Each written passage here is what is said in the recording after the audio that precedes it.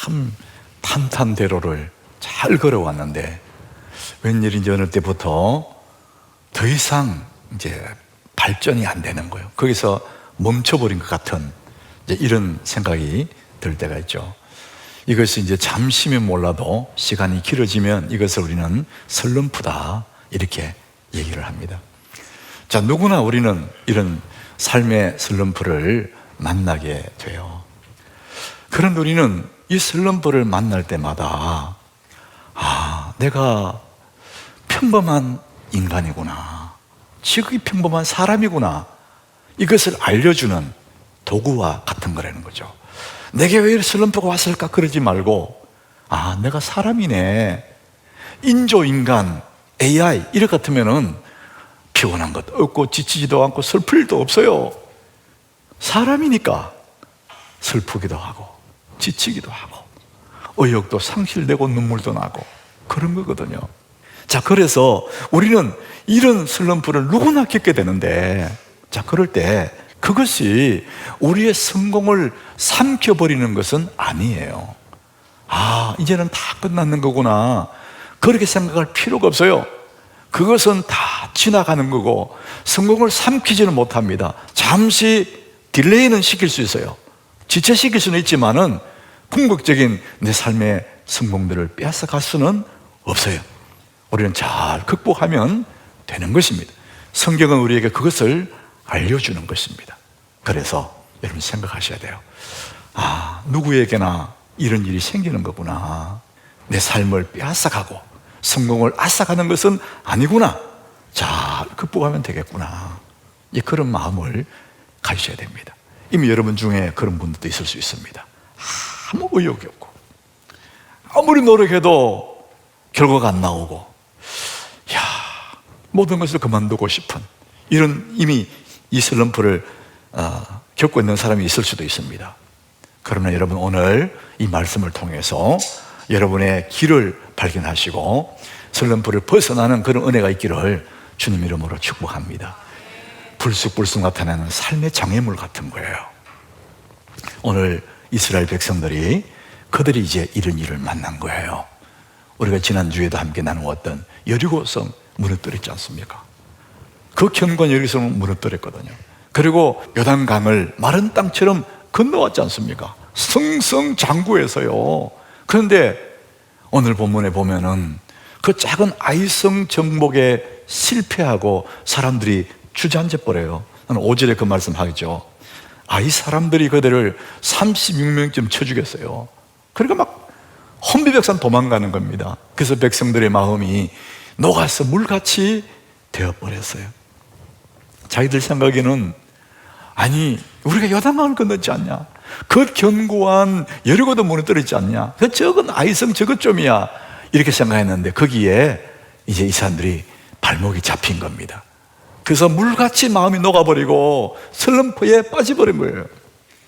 그래서 여호수아는 6절에 보니까요, 너무나 당황하면서 여호수아가 옷을 찢었다. 너무 괴로울 때 구약에는 옷을 찢거든요. 그리고 이스라엘 장로들과 함께 여호와의 궤 앞에 엎드렸어요. 티끌을 뒤집어 쓰고 날이 저물도록 엎드렸습니다. 이게 뭐냐?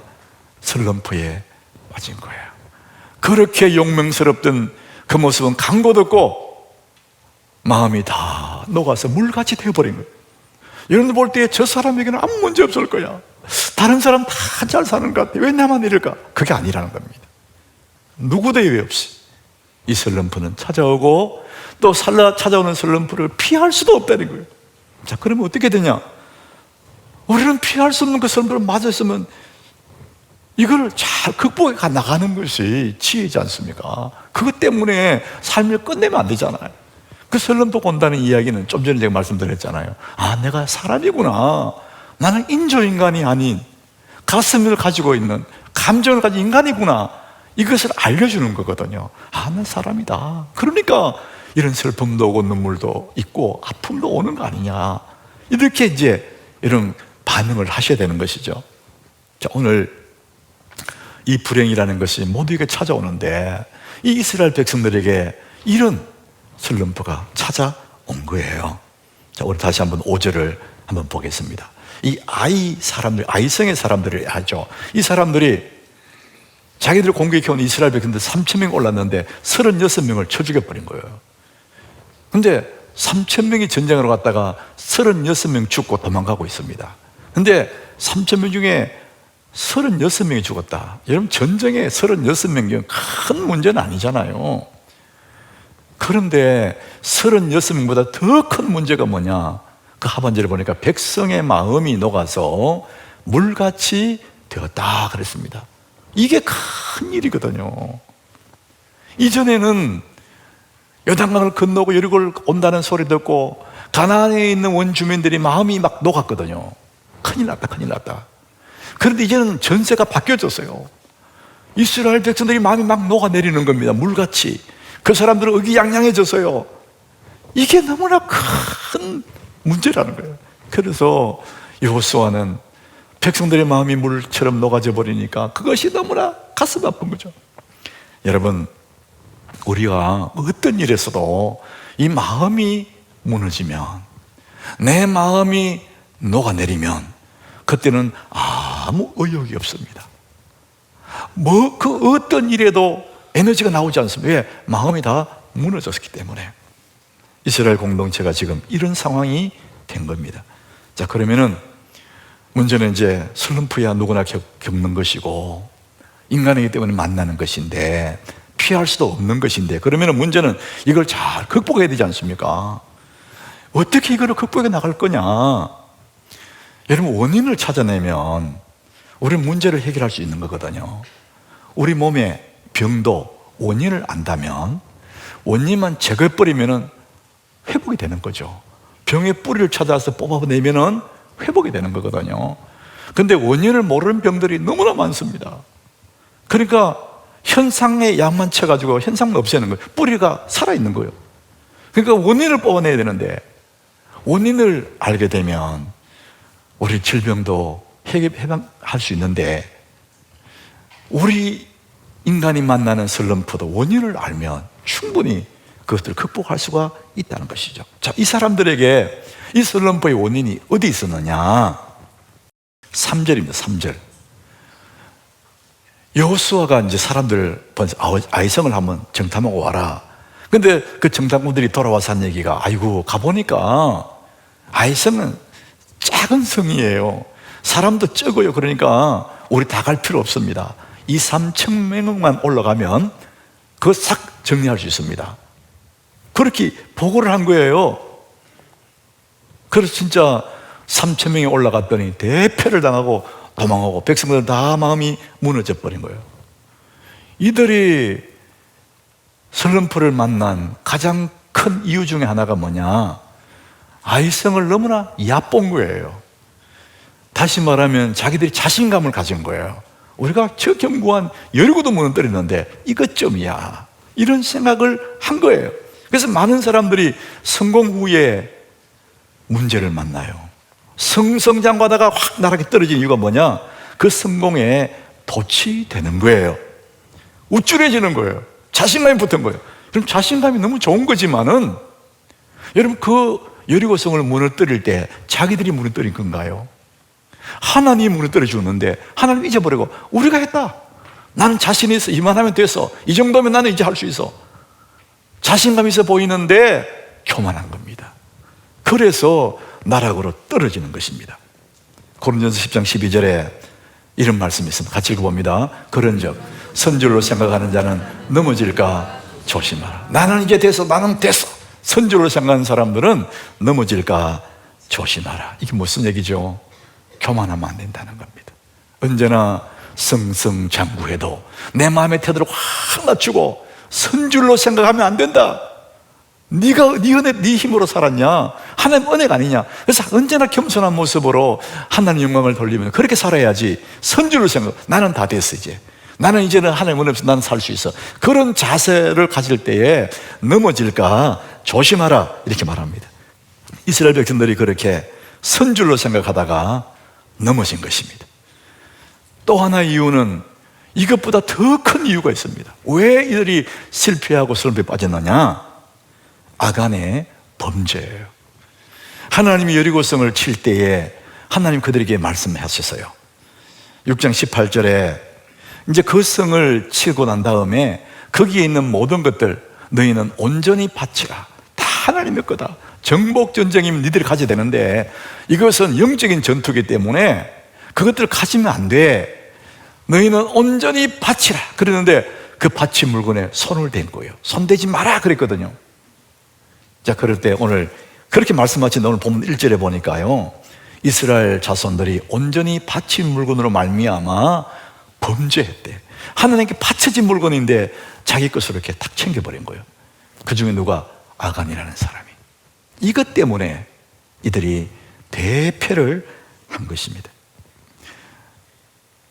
1절부터 해서 7장 전체 보면요, 온전히 바쳐진 물건, 온전히 바친 물건, 이런 단어가 8번이 나옵니다.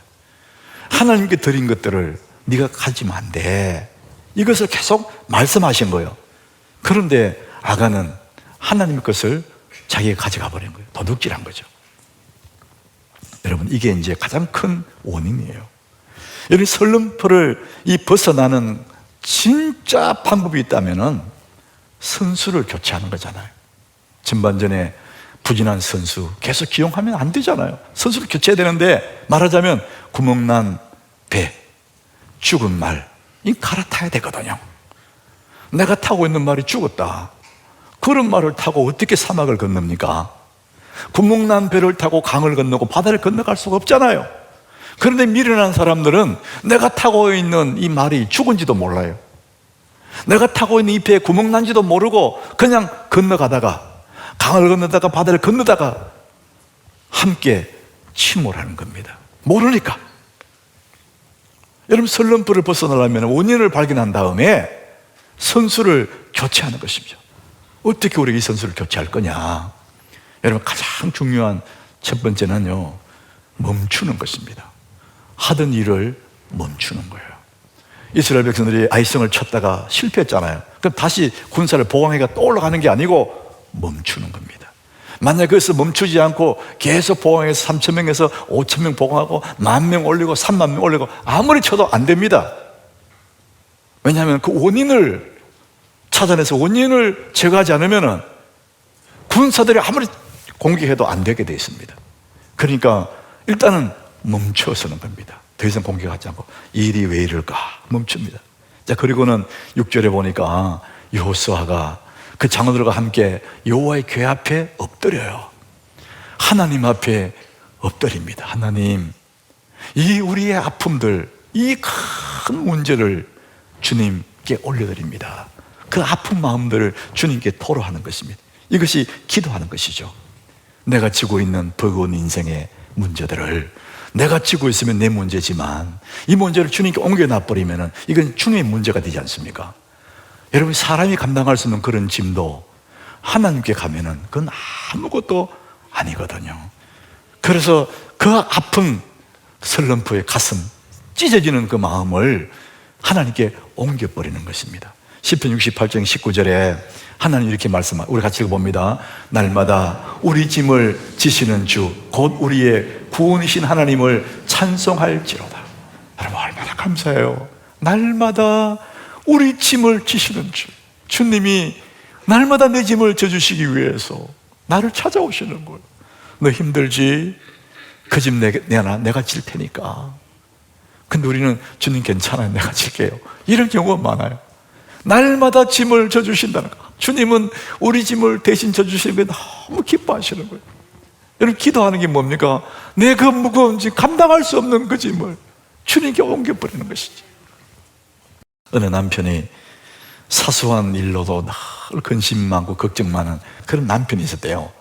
근데 아내가 보니까 어느 날부터 얼굴이 훤해졌어요. 여보, 당신이 요즘 뭐 걱정 안 하는가 봐? 이랬더니, 글쎄, 내가 100만 원을 주고 사람을 하나 고용했대.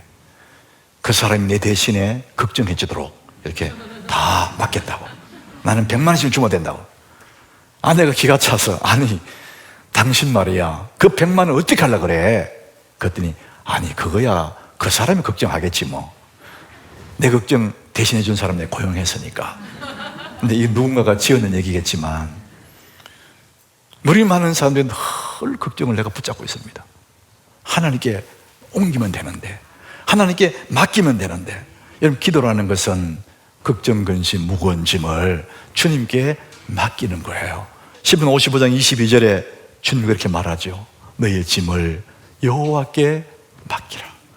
따라합시다. 너의 짐을 여호와께 맡기라.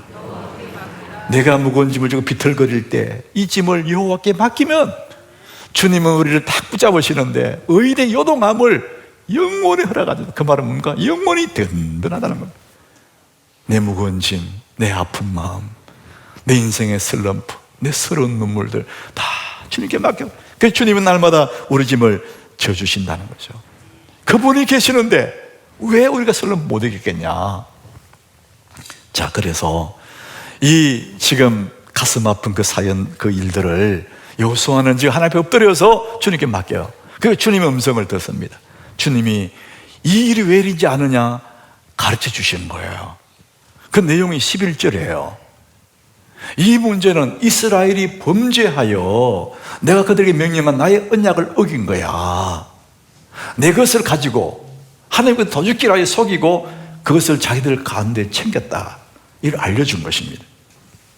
아간이 몰래 하나님께 바쳐진 물건을 훔쳐간 겁니다. 그 내용이 시날산의 외투 한 벌, 은 200세겔, 금 한 덩어리. 너무나 탐나잖아요. 금덩어리, 그 멋진 외투, 그거 입고 싶어. 그걸 감춰가지고 자기 장막 속에 넣어놓은 거예요. 아무도 몰라요. 하나님께 바쳐진 물건을 그 사람이 훔쳐가 버렸습니다. 그래서 이것을 처리하지 않으면, 이것이 원인인데 이 원인을 처리하지 않으면은 아이성을 이길 수가 없어요. 그래서 이 여호수아는 그 아간과 그에게 속한 모든 것들을 아골 골짜기에 가서 다 처리합니다. 불을 태워요. 깨끗이 처리해요. 그 다음에 바로 이제 아이성 공격에서 성공을 하는 거예요. 여러분, 아간이라는 그 존재, 욕망 덩어리잖아요. 우리 속에도 이 아간이 살고 있습니다. 욕망 덩어리. 우리는 이 욕망 덩어리, 이 아간이라는 이 부분을 선수를 교체하지 않으면 우리가 아무리 애를 써도 자꾸만 실패하고 실수하고 주저앉게 되는 이런 경우를 만나게 됩니다. 신앙생활 하는 사람들 기도도 하고 교회 성가대도 하고 봉사도 하고 교사도 하고 하지만은 아간 때문에, 내 속의 욕망 덩어리 이것 때문에 여전히 자유롭지 못한 거예요. 내 신앙이 깔끔하지가 않는 거예요. 그래서 그 욕심 때문에, 그 재물의 욕심 때문에 언제나 11조 한번 못 해보는 거예요. 11조는 하긴 하는데 언제나 하지 않아. 그러니까 늘 몇 개를 감춰놓는 거예요. 여러분, 우리는 누구도 장담 못합니다. 인간의 욕망이 내 속에 살아있는 거예요. 누구도 장담 못. 그래서 날마다 이 아간을 처리해야 되거든요. 다 물질, 재물을 다 좋아합니다. 한 남자가 심장병으로 심장이 확 멈춰가지고 병원 응급실에 실려왔어요. 여러분, 이런 일 많이 있잖아요. 의사들이 달려들어서 심폐소생술을 해서 막 해가지고 이제 숨이 돌아 숨쉬게 만들었어요. 의사들도 이제 한숨을 돌리고 이렇게 환자를 보니까 환자가 주먹을 이렇게 쥐고 이렇게 있더래요. 그 주먹을 손을 이렇게 한번 펴보니까 화투 2장이 툭 떨어지더라고요. 38광땡. 의사들이 기가 차가지고 이거 어떻게 된 거냐 물어보니까 간밤에 이 환자가 노름하다가 돈 따이다가 어느 순간에 38광땡에 들어왔어요. 응? 이제 돈 싹 쓸어갈 차례예요. 너무나 흥분해가지고 38광땡 하다가 막 심장이 탁 서버리고. 그래, 이거 쥔 채로, 돈도 못 먹고 이거 쥔 채로 응급실에 실려왔다는 거예요. 이게 적나라한 우리 속에 있는 아간을 보여주는 겁니다. 여호수아는 이 범죄자 아간을 적발하기 위해서 12지파를 다 나오게 해요. 여러분, 하나님이 참 대단한 분이시고, 아간이 그래서 딱 가르치면 바로 아간 잡아가면 되는데 그렇게 하지 않는 이유가 있어요. 그냥 너희 중에 하나님께 바쳐진 물건을 훔쳐간 사람이 있다 이러니까 이제 여호수아가 오케이, 그럼 그 사람을 잡아내는데 어떻게 잡아내느냐? 12지파를 다 앞으로 오게 해서 여기에 제비를 놓고 뽑아라 그런 거예요. 그럼 딱 뽑았는데 유다 지파가 딱 뽑힌 거예요. 자, 그럼 나머지 지파는 다 돌아가. 유다 지파만 딱 서. 그리고 족장별로 나와 뽑아. 그랬더니 세라 족속이 딱 뽑힌 거예요. 이제 점점 좁아집니다. 자, 다른 사람 다 가. 그리고 세라 족속이 딱 뽑으니까 또 삽디의 가족이 딱 뽑히는 거예요. 자, 18절에 이제 그 얘기합니다. 삽디 가족이 뽑혀서요. 그리고 이제 그 한 가족이니까 그것도 식구들이 많으니까 남자들 다 나와 뽑아. 그랬더니 결국 아간이 딱 뽑히는 거예요. 여러분, 이 시간 동안 12지파가 지나가고 유다 지파가 지나가고 족장들이 지나가고 이러면서 시간이 많이 지체됐을 거예요. 그때 아간은 속으로 가슴이 동안동안 했을 거예요. 이야, 설마 내가 들키려고. 하나님은 그 시간 동안 아간에게 회개할 수 있는 기회를 주신 거예요. 그런데 아간은 끝까지 버티고 있다가 딱 뽑히니까 그때 그제서 자기가 잘못했다고 그때서 자기의 죄를 시인을 하는 거예요. 그러니까 너무 늦은 거예요. 하나님 우리에게 회개의 기회를 주시는 거예요. 지금이 주님 내게 주시는 기회예요. 내 신앙에 한 번 더 성숙할 수 있는, 점프할 수 있는 기회를 주셨는데 조마조마 하면서도 자꾸만 딜레이 가는 이런 경우들이 있다는 것입니다. 자기가 딱 아간이 딱 잡히니까, 자기한테 심지가 딱 뽑히니까 그제서야 잘못했다 그러잖아요. 발등에 불 떨어지니까 그때서 내가 잘못했으면 시인하잖아요. 너무 늦었어요. 회개도 기회가 있고 시간이 있는 거예요. 기회가 주어질 때 우리 하나님 앞에 주님, 내가 아간입니다. 내 속에 있는 아간을 선수를 교체해버려야 되는데 그냥 붙잡고 있는 거죠. 우리 속에는 아간이 살고 있습니다. 욕망덩어리가 살고 있습니다. 하나님을 것을 내 것처럼 생각하는 욕망덩어리. 여러분, 앞에 있는 이 목사는 그렇지 않는 게 아니에요. 저도 마찬가지예요. 그래서 우리는 날마다 이 아간을 십자가에 못 박는 작업이 없으면은 어느 아간이 자라는 거예요. 내 속에 이 욕망덩어리 때문에 우리 신앙이 성숙하지도 못하고 좀 올라가다가 떨어지고 그러다가 끝나는 인생 너무나 많아요. 마태복음 6장 24절에 예수님이 우리에게 이 말씀을 하는 거예요. 한 사람이 두 주인을 섬기지 못한다. 너무 당연하잖아요. 그 두 주인이 누굽니까? 너희는 하나님과 재물을 이렇게 많이 섬기지 않나? 사람은 하나님 섬긴다고 말하면서도 재물을 섬기는 거예요. 입으로는 하나님이 주인이다 말하면서 재물이 주인인 사람이 있어요. 예수님이 너무나 우리를 정확하게 아는 거예요. 그 시대 사람이나 지금 사람이 똑같습니다. 하나님 자리에 재물을 올려버리는 거예요. 여러분의 주인은 누구십니까? 하나님이 여러분의 주인이십니까? 재물이 여러분의 주인입니까? 우리는 겉으로는 다 하나님의 주인이다 말합니다. 그런데 이 악한 내 속에 살고 있습니다. 사랑하는 여러분, 여러분의 진정한 주인이 하나님이시기를 축복합니다.